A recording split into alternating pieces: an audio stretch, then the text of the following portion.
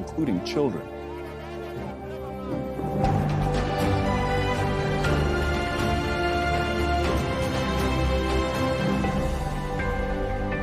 We begin in the U.S., where student-led protests and encampments against the war in Gaza are continuing for a second week across the country. Demonstrators are demanding that their universities cut financial ties to Israel. Hundreds of demonstrators have been detained so far.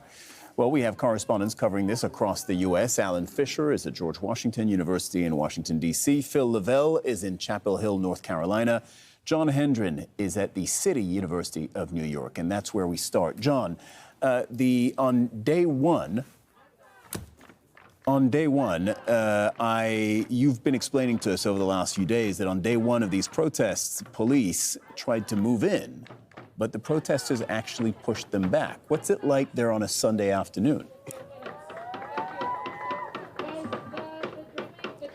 Well, it's livened up quite a bit. This is day 4, and that police threat is constantly there. I'm going to give you a quick look at what's going on now. You can see this is an open campus. Unlike most of those that we have shown, this is open to any member of the public who wants to come and participate. And you can see that there are some Orthodox Jewish people here as well. And I have Rabbi David Feldman here, who we're going to talk to about just why they came for this protest. So let me ask you, first off, just what brings you here?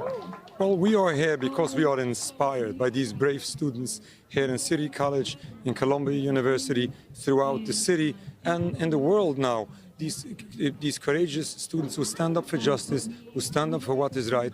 This should be a lesson for the world to stand up in face of this genocide taking place now in Gaza and this occupation already for decades.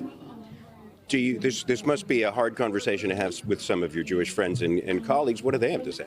Well, the Jewish students on college campuses say that they are threatened by these actions, by these demonstrations. I don't know what threats they are talking about. They might be uncomfortable by listening to these criticisms to Israel, which, you know, if people identify with Israel and they insist to raise the Israeli flag, they have to accept these consequences of having people unhappy with what is going on. But this has to stop. And as Jewish people, we say this has to stop because what is going on is not only criminal according to international law. These are crimes in Jewish law. Killing and stealing, all of this is against Judaism.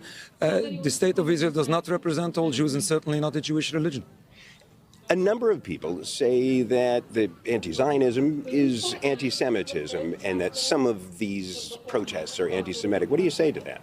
Well, we attend all of these events all the time, not only the last 7 months, but already for decades. None of these events are about anti-Semitism at all. These people just stop them, ask them.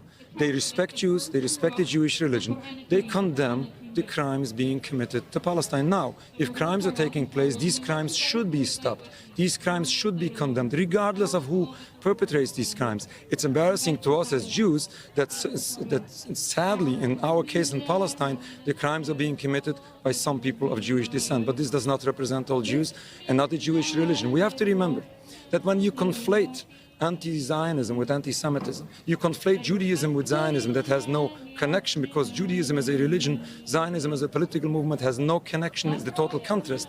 When you conflate them, what you are doing is you're making a statement that all Jews support all these crimes, which ends up making a statement that all Jews are accountable to what is happening. Now, in addition to having this that this is unjust for the students that deserve the freedom of speech, it's unjust for the Palestinian people who deserve our voice to be raised, to stop their oppression. It is unjust for the Jewish people because all Jews suddenly become accountable to what is happening. We have to stop this entire occupation of Palestine. This doesn't mean the annihilation of the Jewish people. This is safety and security for all.